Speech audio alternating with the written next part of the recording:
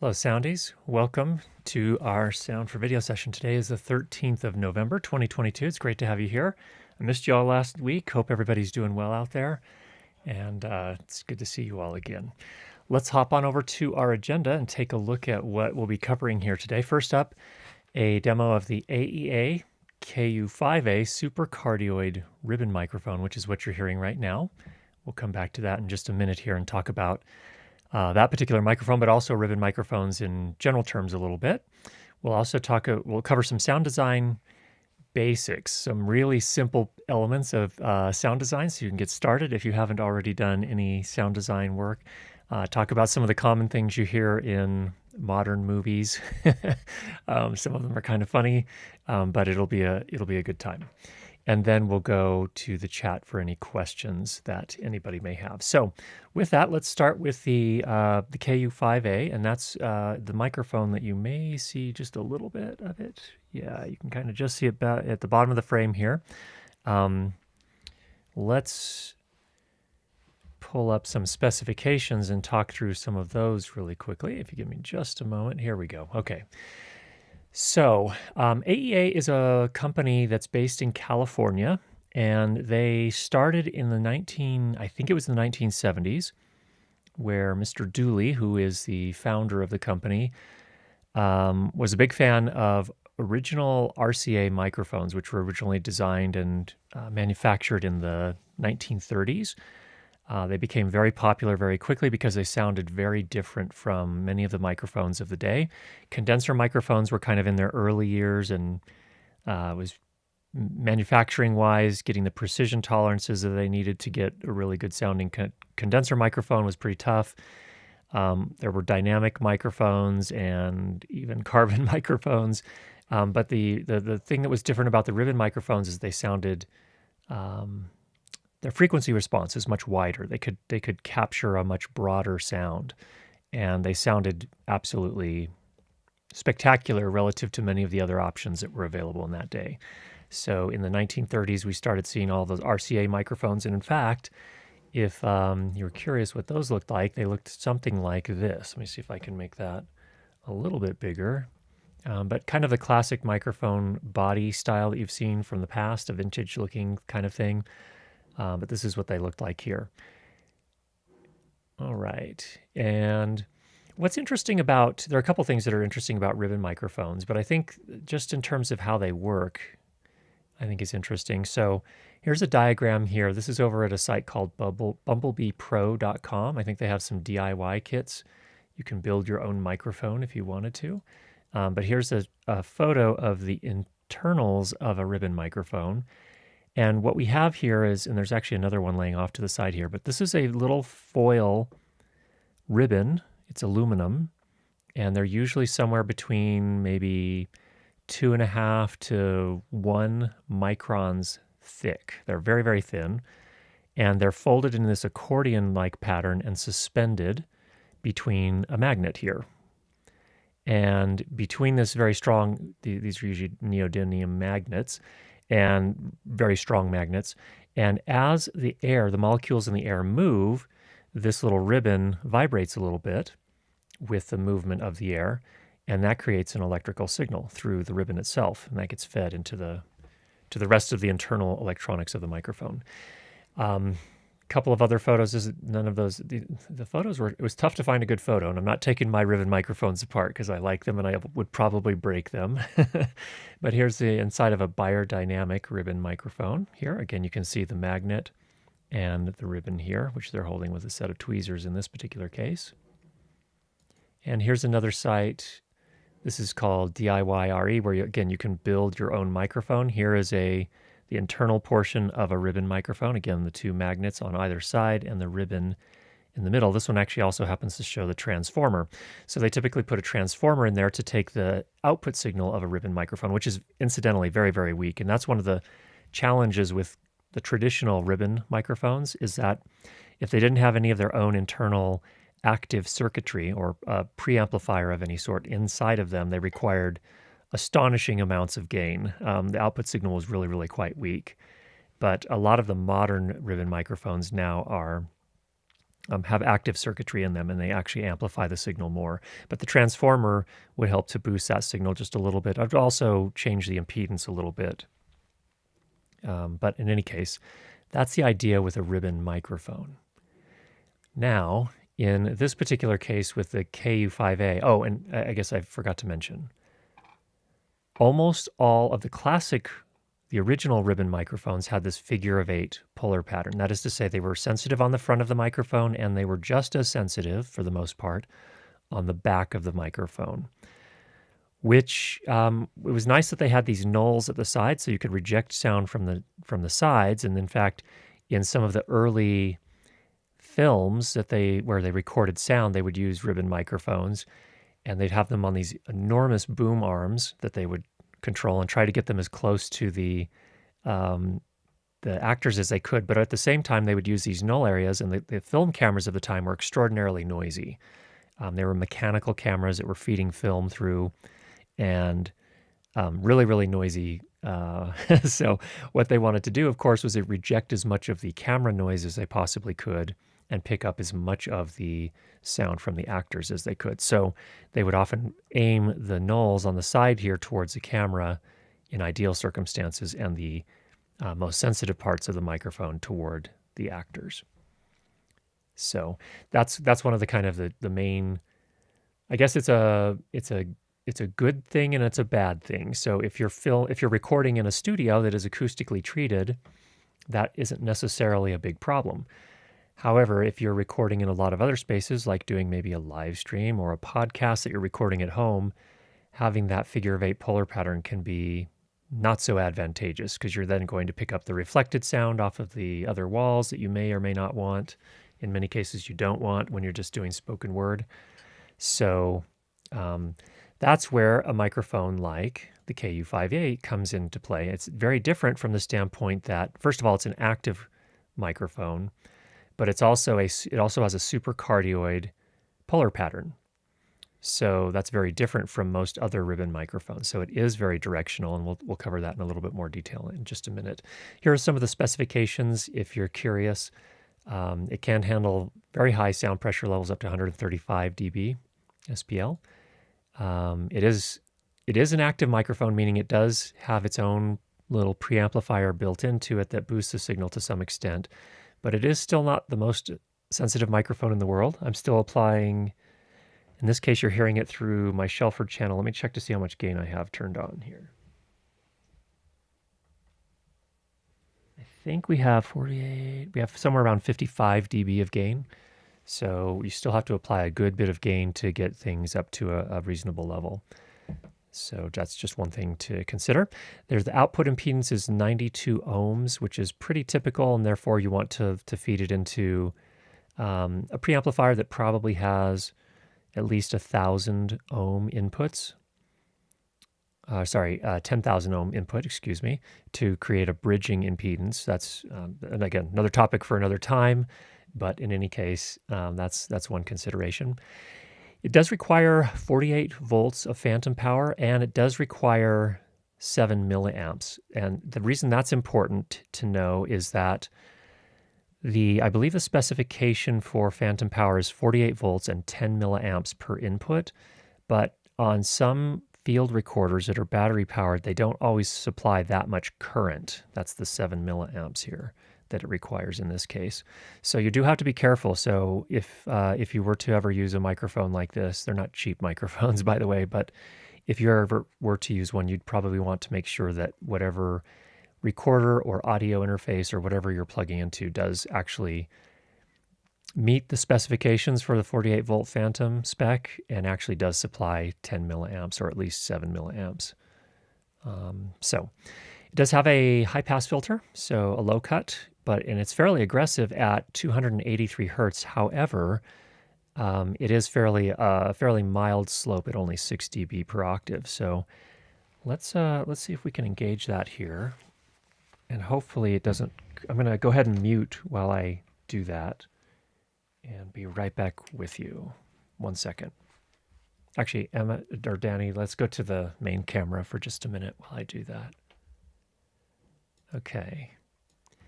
Be right back here.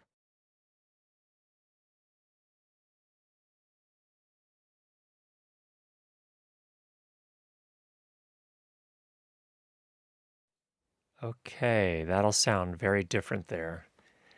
The idea is then, if you, for whatever reason, need to, maybe in a live situation, you could work much closer on the microphone and not have all that kind of woolly sound. So let me go ahead and turn the high pass filter back off, and I'll talk into it really closely again. You'll hear how woolly and kind of boomy it sounds.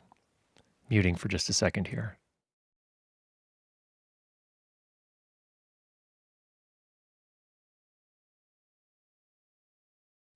Okay, we should be back, and let's get right up on the microphone, and you can see that is a little bit much, a little bit muddy, but that's where the high pass filter may come in and be useful.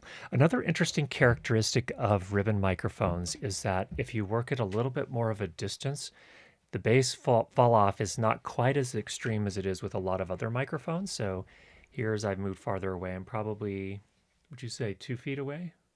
About 2 feet away here, and it seems like the bass response is still not too bad. Obviously, we're getting more of the room, but it does tend to hold on to that a little bit better, which I think is a nice thing for especially recording instruments, or if you need to be working from a microphone at a little bit more of a distance. The ribbons have a tendency to do a little bit better at that. So, all right, let's go ahead and take a look at the questions here. Danny says we have one come in. From Christopher, is the KU5A an eat the mic deal like the SM7B or something you could be 10 to 12 inches from and still good separation from the room? Well, let's go back to the Mac here and let's take a look at its polar pattern. Here's the polar pattern here. They do call it a supercardioid polar pattern, and the different colored rings here represent different frequencies. You have the legend over here on the left-hand side, but overall, it is more of a supercardioid style pickup, I would say, in terms of its polar response. And so you have a little tail on the back here, somewhere around minus, I would say probably minus 15 it averages. So it's going to be minus 15 dB less sensitive on the back versus the front. So yeah, I think you can work a little bit more of a distance from these to answer your question, Christopher.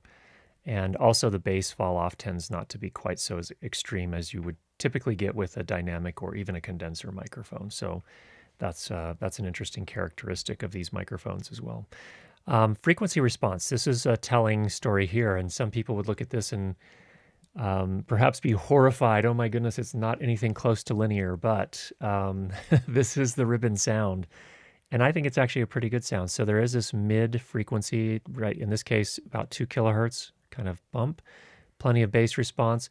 It does tend to fall off after that. And so for people with lots of sibilance in their voice or lots of the energy in the 5 to 10 kilohertz range, this can be a microphone that actually can be quite flattering. And actually I find on, if you're miking things like violins, it tends to be a little bit more flattering as well, so that for instruments that can have a tendency to sound shrill on condenser microphones, especially less expensive condenser microphones, the ribbon mic is a much better sound and tends to roll off some of those higher end frequencies a little bit more.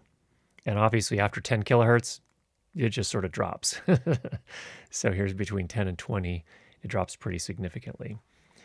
So that's one of the characteristics, again, of these microphones. Now, this being a modern ribbon microphone, it's not as extreme as you might have seen on some of the classics, but it is, I think it's a pretty nice sound. And it could be used, I think realistically, a microphone like this could realistically be used for spoken word recordings, whether that's voiceover, even podcasting, and live streaming even, I guess, where it's what we're doing right now. It's not a cheap microphone, however. So in this case, this is a $1,200 microphone last time I checked the price. So it is definitely a niche kind of product, but kind of a fun one that I wanted to just share with you and talk a little bit about what makes a ribbon microphone unique. So let's go back to the main cam here and see if we have any more questions or curiosities out there in the chat. Shoji, can you please comment on ribbons versus condenser mic designs? Well, we covered a good bit of that. I think maybe you asked that before I talked about some of those differences there. So And it also depends on whether you're talking about a modern ribbon. Most of the modern ribbon microphones are active microphones, meaning they do need 48 volts phantom power. And let me grab another one here really quickly.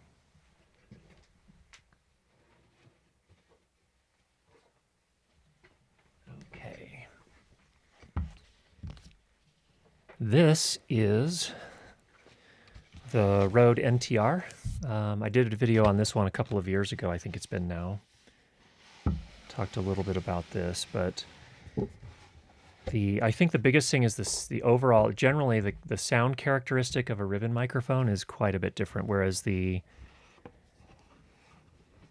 what I guess draws people to ribbon microphones is that high-end response is quite a bit different. It's still there, but it has this roll-off that's actually quite pleasing on some voices and some instruments. This is an example of a more classic ribbon design here, the Rode NTR. Although it is, again, it's a modern microphone. It was released in, I don't remember, 2013 or 14, maybe 15. You can see the ribbon element in there. It actually has, it's suspended, has a suspension system internally in a very kind of transparent outer basket, and then it has an inner cover on the ribbon assembly there as well. But this one does have a figure 8 puller pattern, the Rode. So this is not the type of thing you would just use in any space, like a spare bedroom or a kitchen or a dining room.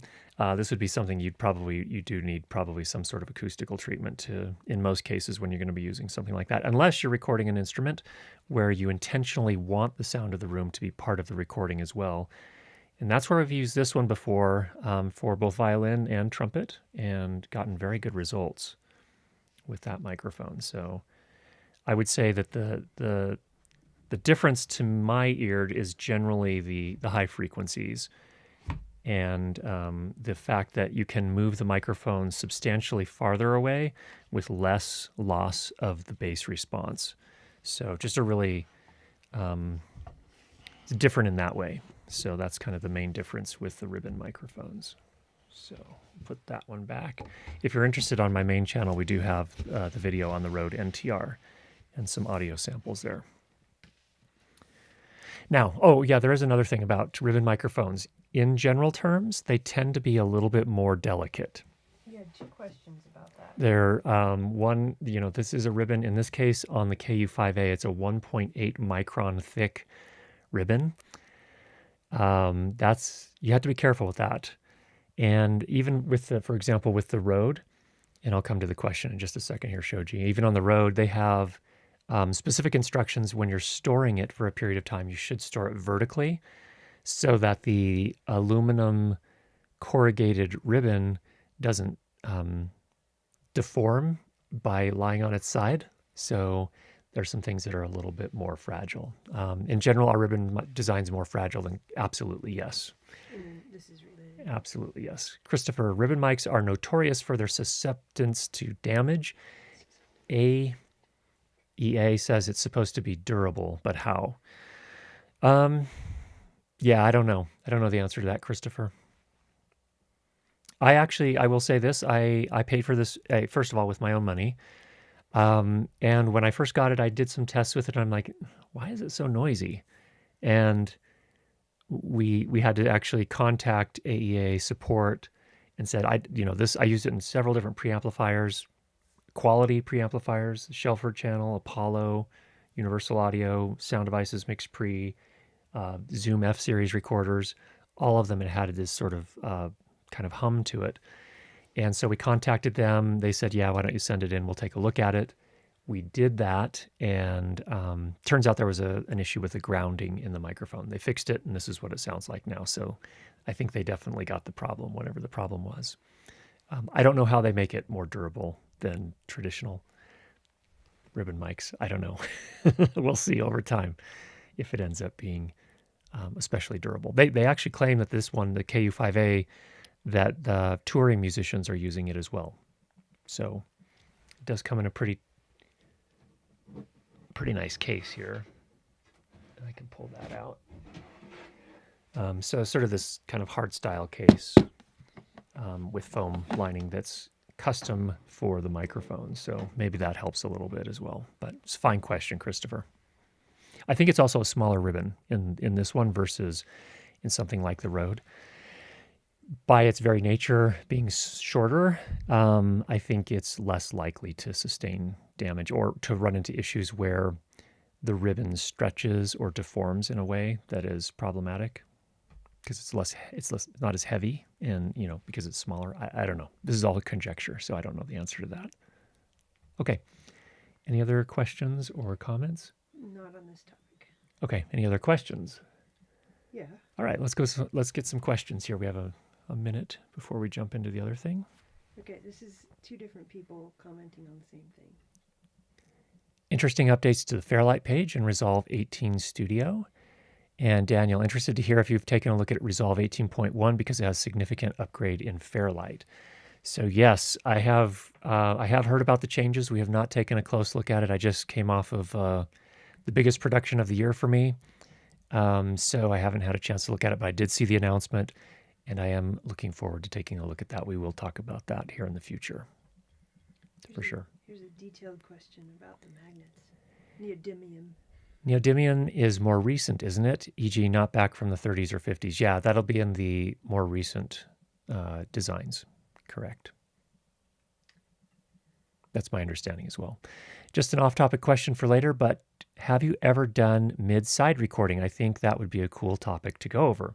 Glad you brought that up. In fact, in the video that we released on YouTube today on the main channel, it is a look at some of the AKG microphones, the C414, the 214, and the 314. One of the things we covered in the video was what is the use of having a figure 8 polar pattern? And one of the big uses is to be able to create mid-side stereo recordings. And so we actually have a demo of making a mid-side stereo recording there. So we did actually cover that to some extent. We can go into more detail in another video in the future. I'm not an expert on that. I don't use it a lot, but we did cover that on today's video, and we will probably take a closer look at some point in the future as well. I thought this was interesting. Okay, from Chase, the high-end frequency response was made to cut through the roll-off of tape machines. I love my ribbons to soften the top end of my mostly flat converters.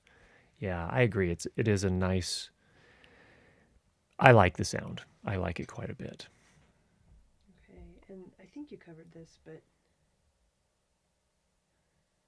did AEA contact you about the KU5A, or did you select it yourself? I found it actually.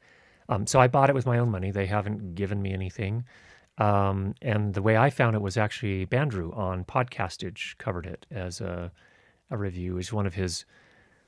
I don't know that he said that Curtis and Bandrew are the only two people in the world who do any sort of podcasting or live streaming with ribbon microphones. So I found it when he had a review of it. That's how I was exposed to it. Interesting design. How is this design a front address versus side address? So I think that I watched some of the promotional material. They had a promotional video over on the AEA website. They don't tell you exactly what the internals look like, and I'm not going to take mine apart to find out because I have a tendency to break things when I take them apart. But from some of the imagery that they showed, it looks like there are some channels, and I don't know if the ribbon is oriented along the long axis of the microphone or not. The ribbon is just barely over an inch in length. I don't think it's probably oriented so that the sound moves down these channels and then vibrates the ribbon from there. So my guess is that they're using some sort of channels to. I'm not sure. It is an interesting design. So very different from what you see with most other ribbon mics. And the short answer is I don't know. But definitely take a look at that if you're really curious. Over on the AEA website. Okay, this is off topic. Is the mic preamp module in the SoundDevices 8XX superior to the MixPre mic preamp module? In what way, I guess? Not by all specifications, I don't believe it is. So, for example, we're going to go to the SoundDevices website. And Danny, you can go ahead and pull this up. I'm going to go to the support page. Actually, I'm going to go to the current products. Let's look at the 888. I believe they all have the same preamplifiers. Let's look at the specs, the analog inputs. Let's see here. One limitation on the 8 series inputs, as I recall, was that, let's see here. Here we go.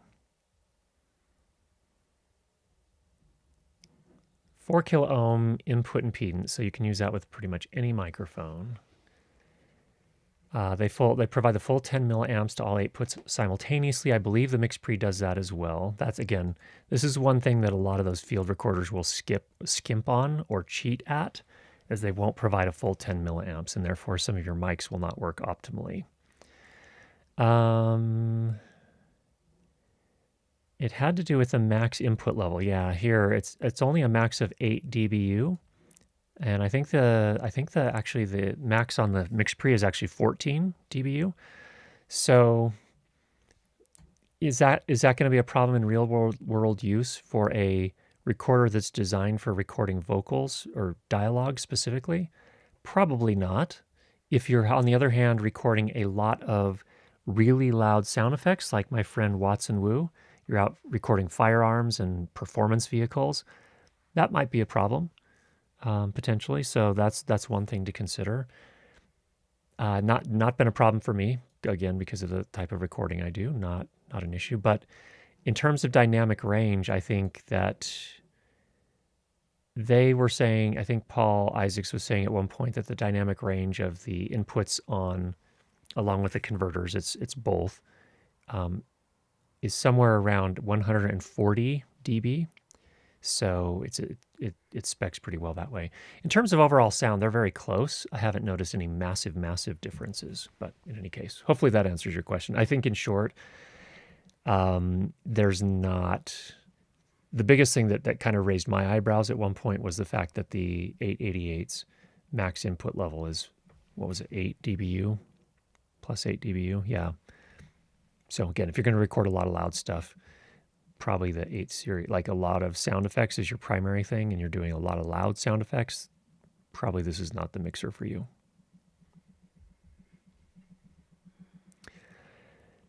Bandrew and his wallet-sucking influence. Well, I will say this, in Bandrew's defense, and my own, neither of us advocate for going into debt to purchase anything along these lines. And in fact, one could also argue that, well, Bandrew in particular, he has more expensive microphones than I do. I don't have his U67 reissue, which I think is like isn't that like a $6,000 or $7,000 microphone? I think the idea is for him to be able to demonstrate them, and this is certainly the approach I take, is that let me demonstrate them for you and see if there's really that much of a difference, and it's really worth the money for your particular application. So you could look at it that way. There's always a glass is half full and a glass is half empty kind of perspective on those things. What will you be using the AEA ribbon for? Things exactly like this, live streaming. Also for recording violin. So I think this will be a little bit easier to manage than the big Rode. The Rode is an incredibly heavy microphone too, by the way. So mounting that up high, you need a pretty substantial stand. This is far lighter weight. So those are the things that we'll be using it for mainly. Oh, this is a good one. Good question here from Chase. Danny says, when traveling for work, how do you go about flying with sound blankets or treatment? Do you have a case for them all? So yeah, I don't travel a lot, first of all, for work, but when I have, yes, I have a whole series of Pelican cases. They're actually in the background. They're stacked down here, but yeah, we can usually put a couple of blankets in there. And we also, in one case, we borrowed some blankets. We just found some to help mellow out a room that we were working in down in Austin, Texas, when I was down there with my brother. So usually I'll be able to, they'll fit one or two in there. It also helps pad all of the equipment that's in the cases as well. So kind of serves double duty. Okay. All right, let's talk a little bit about sound design then next. So first of all, let's go back over to our agenda. The very first thing I want to talk about is, well, first of all, let me give you some context here. First of all, I am not a sound design expert, so do not look to me to be the sound design expert. I am just starting to experiment with it myself and learn. So we're just going to cover some really, really, really basic stuff here. But one of the things that I had to do for the recent production we worked on, for those that don't know, I work for a company called Webflow, and I work with the video production group. We just had our annual conference. And for that conference, we put together the keynote address. And that keynote was about an hour and 20 minutes long. Portions of it were pre-recorded, other portions of it were live. And for the opening part, which is about a 6-minute bit, and you can find this on YouTube if you just do a search for Webflow Keynote 2022. The first 6 minutes will give you a great example of what I'm talking about and what we're going to cover here in some a very high level here today. Is we wanted to put some sound design elements in. There's some really fun parts of the video where there are 3 people. So there's McGuire, who is the main narrator and presenter, and he's talking about how web design has changed over time and how today is very different from back in the 1990s when the internet first started. We have Sara, who is a designer, who is also part of the video. And we also have Greamer, who was actually one of our producers. And he also went to school studying design. So at one point, Greamer uses the Force and pulls a lightsaber off of a shelf. He ignites it, and he kind of Waves it around. yeah, he waves it around. He brandishes. Is it brandishes his saber a little bit? Wield. And he wields it, and then Sada asks him, "Where even did you get this?" And he lifts it up to say something about, it uses a crystal, and when he lifts it up, it shatters the lighting fixture above him, so glass falls down, sparks are flying, smoke is coming down from the ceiling. So that's where sound design becomes really, really important, and the things that you can do are a lot of fun. And also during that presentation, when McGuire is talking again about web design, how it's changed over the years, we're using a lot of visuals, 3D visuals that were generated using Cinema 4D. And they're kind of just on a black background with these 3-dimensional elements. And so there's this kind of grand feeling of being out in space. And so there's some sound design that goes there as well. So we'll talk about that in just a minute. But that's the backdrop. Let's talk first about making something sound farther away. So what I did for the glass smashing is I actually went and purchased a recording of shattering glass. Just in the interest of time. But the problem with the recording was the perspective was wrong. It sounded right up close. It sounded like the microphone was close to the shattering glass, and that just wasn't going to work based on the visuals in our particular piece. So with that, let's come on over to the Mac here, and I have up on the screen right now Adobe Audition, which is what we'll use for this demonstration. But let me just find, first of all, the glass shattering here. Let me pull this down just a touch. And this is the recording we started with. So there is a little bit of reverb in there you can hear, but it sounds like it's a pretty close perspective. As again, I said, the microphone sounds like it's quite close to the glass. So the question is, how can you make it sound farther away, which is exactly what we needed to do. And there are a couple of things to do with that I think can help with that. So first of all is using some equalization to change the sound. And the thing that's important about distance is that low or higher frequencies don't travel as far. So let's go back to our default here. So what that means is you may want to attenuate some of the higher frequencies a little bit to get the right sound. So let's do that. Let's go ahead and just turn on this one right here. And there's a high shelf. And let's pull it down. So this is let's put it at about 5-6 kilohertz as a start.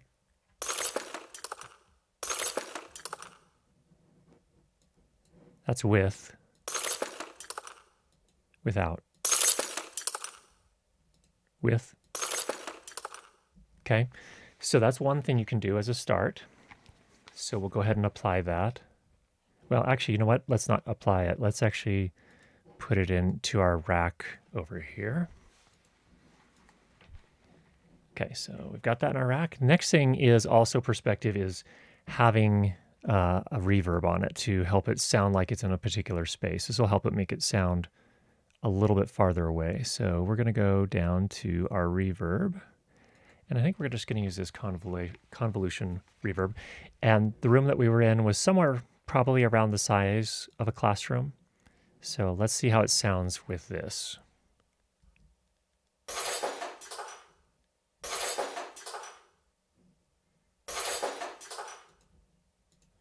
Empty living room. That could work as well. Endless tunnel. Nope, definitely not. Gallery.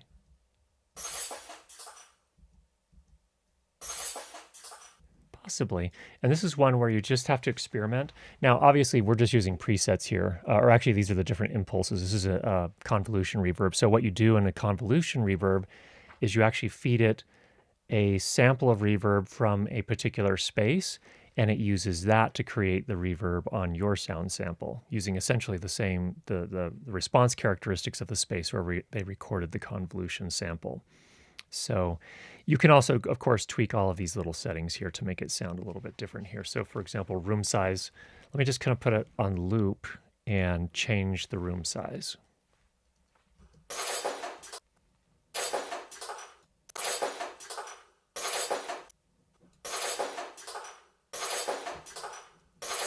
Not making a big difference again because of the impulse response file they're using here for the classroom. But that was one way we could go from something that sounded way too close to the microphone to something that sounded closer. So here's without and with. So you can see how that sounds a little bit farther away. So that's one thing that can be really useful when you're starting to do sound design for the very first time, is understanding how to do something like that. So again, it's EQ, rolling off some of the high frequencies, and also adding a reverb to help with that as well. Okay, next thing I want to cover really quickly, actually before we do that, are there any questions in the chat before we move on? Not about that. Not about that. Okay, we will come back then to the chat in just a bit. Next up, I want to talk about noise and EQ, and specifically about generating noise and using EQ to shape the noise to fit your sound design. So you might be thinking, Curtis, why would you ever want to add noise to a recording or to your video? And let me just give you an example here. We're going to go ahead. Let's go back to Adobe Audition. I'm going to go ahead and go File. We're going to create a new file here. This is just fine. We're just going to call it. Well, why don't we call this our spaceship noise? Okay, then I'm going to come up to Effects, and I'm going to Generate Noise. Okay, so there are different noise generators here. There are different types of noise. There's brown noise, pink noise, white noise, and gray noise. There are other types of noise as well, of course, but this is what Adobe Audition is capable of generating. Now, first of all, you've all heard of white noise. And white noise, you can see the frequency response chart down here. In essence, white noise is kind of equal amounts or equal amplitude at all of the frequencies across the range that we can hear as humans. That's the characteristic of white noise. Pink noise is a little bit different. It tends a lot more towards the bass. So you get more power in the bass frequencies and it rolls down from there. This is actually probably closer to how we hear. Brown noise is even steeper than that. So a lot more bass and a lot less high frequency. And then gray is sort of this curve. So you get a lot of bass and then you also get a little bit more high frequency than mid frequency. So let me just play through a couple of these here really quickly so you can hear what they sound like. And this is going to be just the starting point of what we generate. So let's start with white noise. We've all heard white noise before.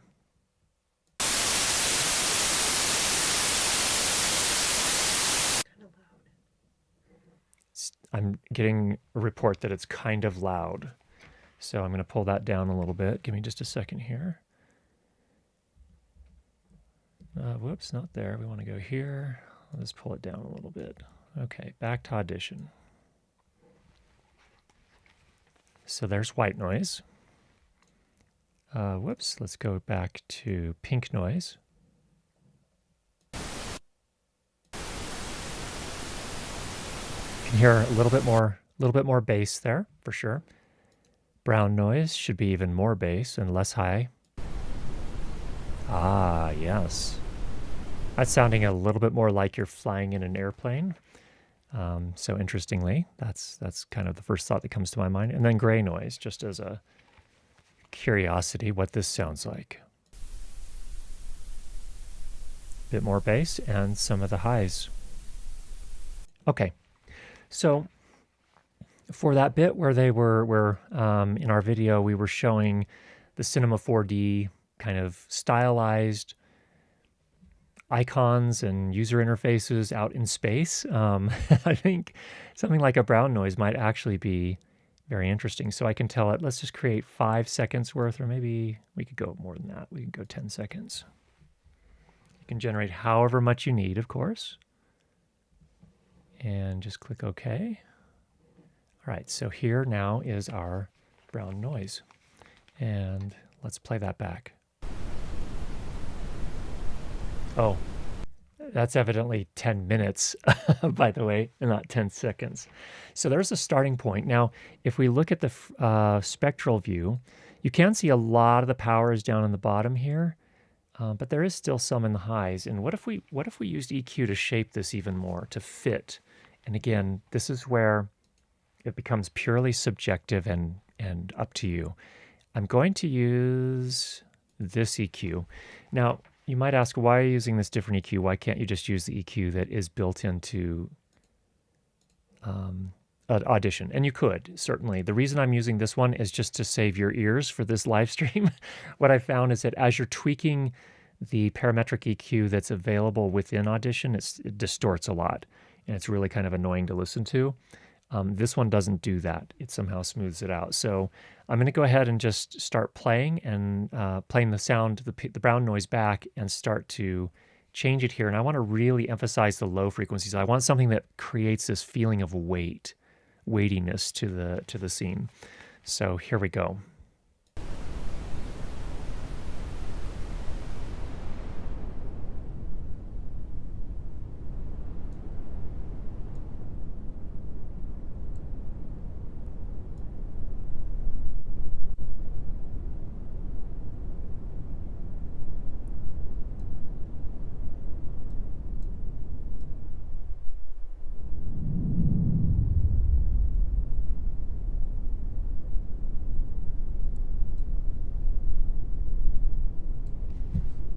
Stop there. What I need to do is I actually need to bring this up in here. Let me put a limiter on here first to save everyone's ears. 0 dB gain, that's great. That's in our rack here, and then we'll go ahead and add the EQ here. There we go. Okay. Playing again.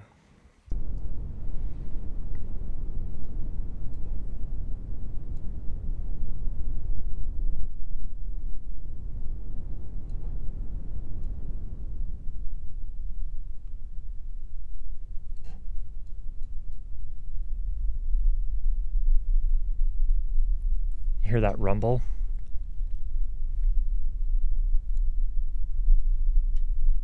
It's definitely there.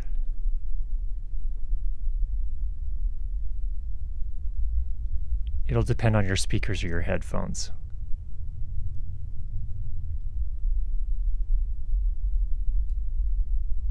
Okay, so if you wanted to add that serious, like ground rumbling kind of feel to it, that is one way you could do this, is using EQ to do that. Now, again, if you wanted to create the sound of flying in an aircraft, we could do that as well. We would probably use the, which one was it that sounded more like that? I think it was the brown noise, actually. Yeah, we have to just turn off the EQ, play it back. That's going to be a little bit more like flying on an aircraft. And then here's the ground rumble. Whoops. Do you hear it now?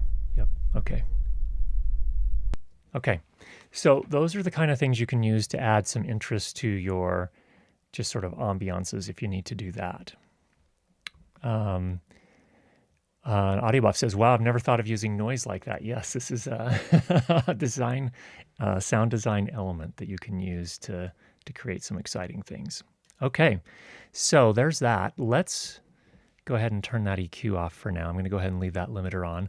Now, let's go back to our agenda. There's one other thing I want to talk about as far as just really basics in sound design, and that is the bass drop. If you've seen an action movie trailer in the last 15 to 20 years, you have experienced this. We call it the booge, and it is a bass drop that sounds a little something like this. Let me just play this back for you. Let's go ahead and switch back over to Audition. There we go. There's the spectral view. Whoops, that's not what I meant. That's what I meant. Okay. Sounds like this. Whoops, let's just play it once. You hear that? That's a little low. A little low. Okay, coming back up. Let's go over here. Okay, playing again.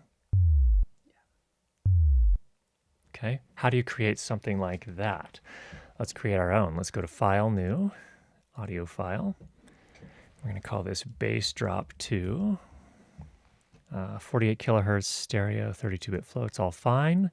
Then we come up to effects. Let's get that back in place. Effects, generate tones.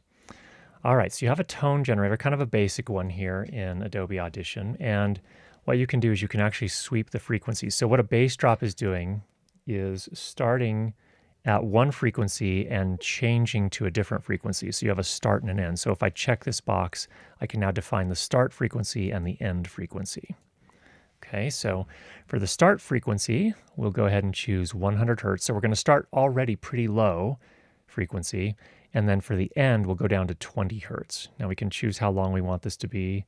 7 seconds is probably a little too long. Let's try 1 second long, just see how that goes. Okay. So we're starting at 100 hertz, we're ending at 20 hertz, and it's just going to drop. You can also make it logarithmic in shape, so it can do most of its bass drop very quickly and then sustain moving at a slower sweep. But let's just start here, and let me play it and see how it sounds.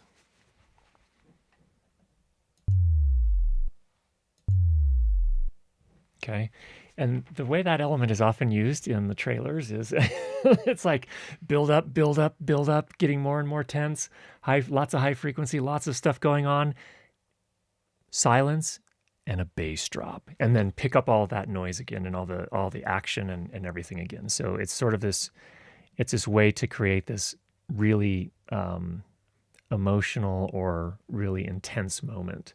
And then there's a bass drop and everything starts again. They actually use this in quite a lot of things. You see this in music quite a bit. We've seen it. We're fans of DCI, the drum and bugle corps, and they often use this in their sound design as well. Okay, so that's the way you can do that. And let's go ahead and we can create that. This is what the wave looks like. You can see again, it's starting. Oh, Danny switched away. So it starts a little bit higher frequency, again, around 100 hertz, and it gets slower and slower till we get to 20 hertz over the course of a second.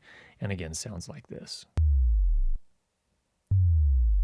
Okay, let's come back out and take a look at the chat, see what people have to say here.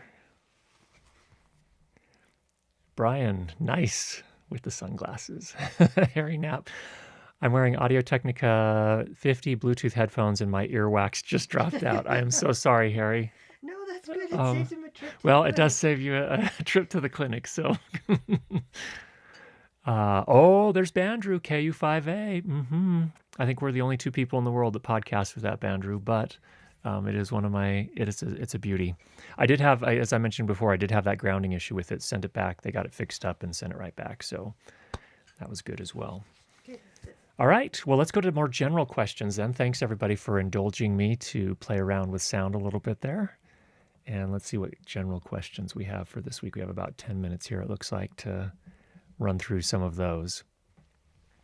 And I am going to take a sip of water. because I've been talking for a while. Be right back with you. I'm going to mute while I do that.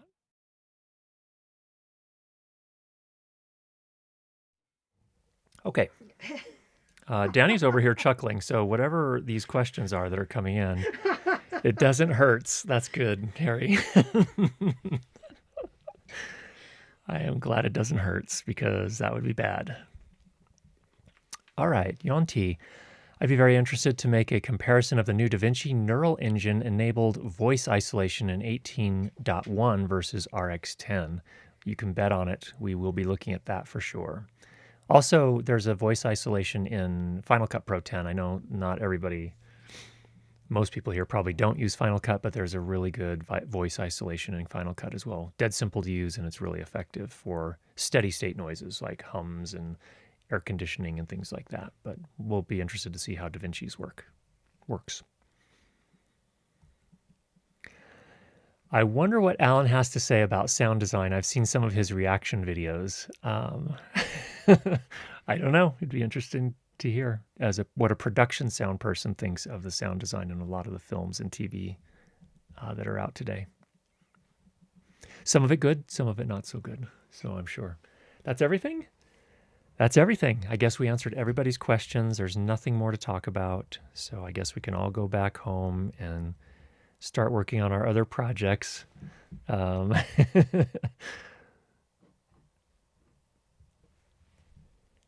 Brian says, it frequencies hurts me. I apologize if anyone's ears got hurt here. Let's take a look at, let's see what Audio Buff has to say there. Something about dual 15-inch woofers in my house for home theater sound. I love the THX sound. Oh yes, the THX is just amazing. And with dual 15-inch woofers, oh my goodness, that would be shaking the house, I imagine. All right, from Darren. Need simple 8-mic semi-permanent Zoom conference setup for one of our conference rooms, reviewing the Tascam Model 12 digital and Yamaha MG16XU analog mixers with built-in USB interface using SM8 mics. I think those are a good choice. And then Darren has a follow-up to that one, if you would. Any experience or thoughts for either mixer or other setup or recommendations?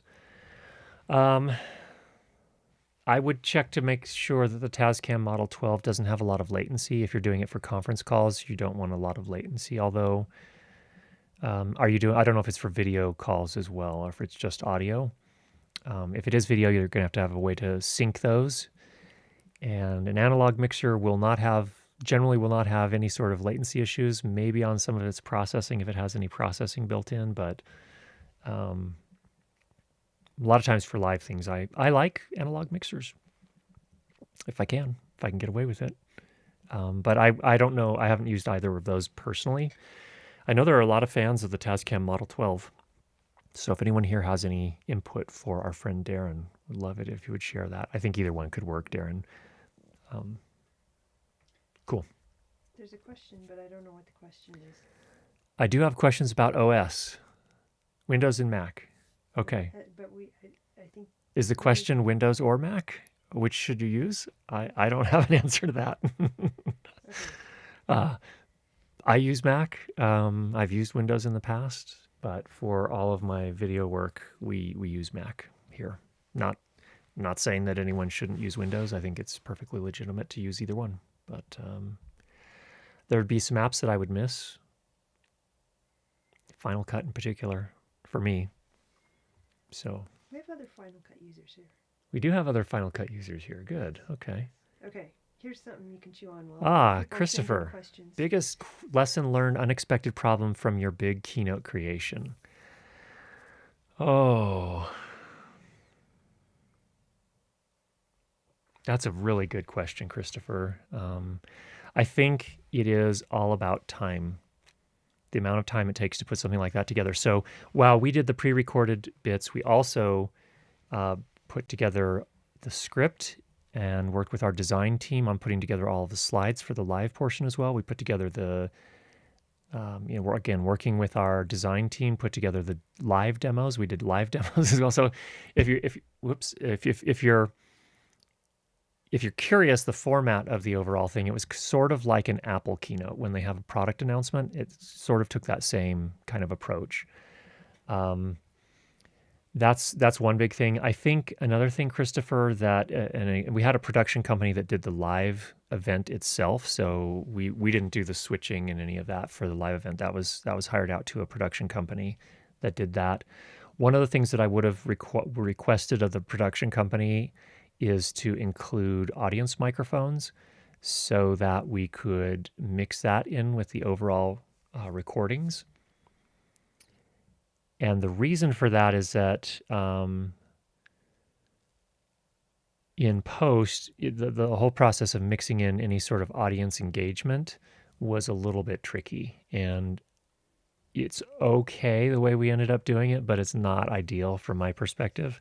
So would have been better to have someone actually working on the mixing board and able to write a fader for that particular experience. But anyway, that's probably the biggest lesson, I think, was just giving ourselves more time, starting sooner in preparation for that, because we had a lot to do. And that we ended up working over the last 2 weekends. No, just the last weekend, just last weekend, which is why we didn't have a sound for video session last weekend. But if we had started earlier, I think we probably would not have had to work that weekend. So, cool.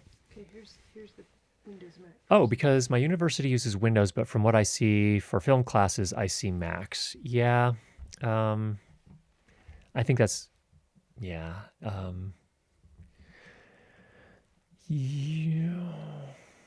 I mean, it just depends on what you're doing. I think most people are using, for example, in the sound world, are using Pro Tools on Mac. I don't know. The last I'd heard, again, I'm not a heavy Pro Tools user yet, but from what I've heard from other people, it seems like the Mac version of Pro Tools might be a little more robust. If I'm wrong on that, again, it's hearsay. It's from other production sound or other post mixers that I've talked to or heard from. They say that the Pro Tools Mac version tends to be less troublesome, less buggy, and more stable than the Windows version. So that's one example there potentially. And that's like, if I'm a company like Avid and I'm making an app and most of the users on Mac, I'm going to probably put most of my effort there. So I think it's probably stuff like that, just historically what's happened over time. Film classes use Macs mainly because of Avid. Yep, exactly. But these days, programs run on both. Agreed. More off-topic questions. I'll be doing a one-man band production and maybe a PA. Anyone have any tips? With maybe a public address system, I assume is what you mean, like front-of-house type mixing. Any tips? I would get subscribed to Dave Ratt's channel ASAP. If you haven't heard of Dave Ratt, he is the live mixer for the Red Hot Chili Peppers and several other bands. So he goes on tour with those bands and does all of the sound for them in these massive venues. He has lots of great information on his channel. Audio University is another one that's worth looking into for specific questions. Kyle over at Audio University is doing a really good job lately with some great videos there. So definitely worth checking as well. Okay.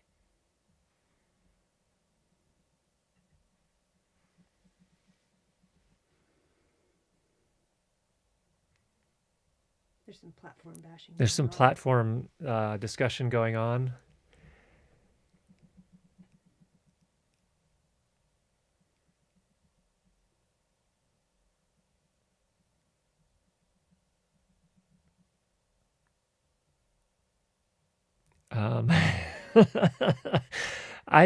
You will notice that I stay clear of the whole operating system debate. I think you should use whatever you want to use. Whatever you choose to use is fine.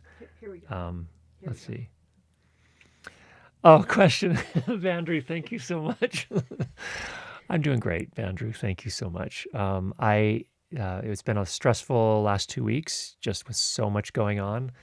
But we are in a good spot now. I've had a chance to sleep and recover from the long hours of work, so I'm doing pretty well. And I'm super happy to use my uh, KU5A ribbon microphone. It warms my heart because it has such a nice warm sound. Anyway, okay. Well, thanks everybody for joining us on our Sound for Video session today. I hope you have a great week. Get out there and make some great sound, and we'll talk to you again next time. Take care, everybody.